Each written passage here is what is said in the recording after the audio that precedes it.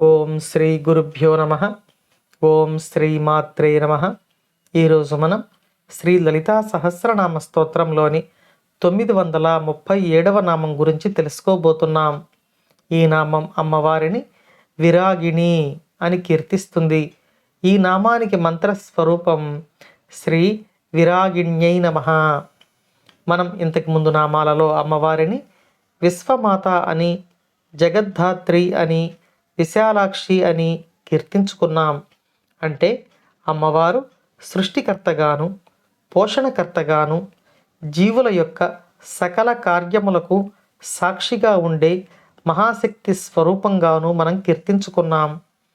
అటువంటి అమ్మవారు అనేక బ్రహ్మాండములలో ఉండే కోటాను కోట్ల జీవరాశులను పోషిస్తున్న తల్లిగా, ఈ జీవరాశులలో ఎవరిపైన అమితమైన వాత్సల్యంతో ఉంటుంది, ఎవరి పట్ల కోపంతో ఉంటుంది అని ఆలోచిస్తే ఈ నామం అందుకు సమాధానం ఇస్తుంది.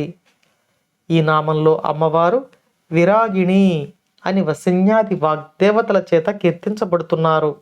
అంటే ఎవరి పట్ల ఎటువంటి రాగద్వేషాలు లేని తల్లి అని అర్థం వస్తుంది. మనం ఇంతకు ముందు నామంలో విశాలాక్షి అంటే జ్ఞాన స్వరూపిణిగా కీర్తించుకున్నాం. జ్ఞానం పరిపూర్ణంగా ఉన్న వారికి ఎటువంటి రాగద్వేషములు ఉండవు. అమ్మవారు తరగని జ్ఞానమునకు ఒక నిధి వంటి వారు.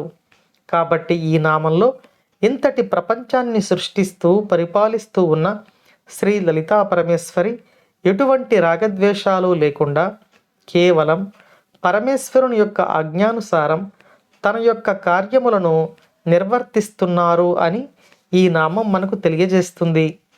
ఇక మరో అర్థంలో చెప్పుకుంటే అమ్మవారు సత్వము, రజస్సు, తమస్సు అనే త్రిగుణములు సృష్టింపబడుటకు పూర్వం నుంచి ఉన్నది. ఈ త్రిగుణములు ఆమె చేతనే సృష్టింపబడ్డాయి. ఆమె ఈ త్రిగుణాలకు కారణమై ఉన్నది. రాగద్వేషములకు అతీతురాలైనది.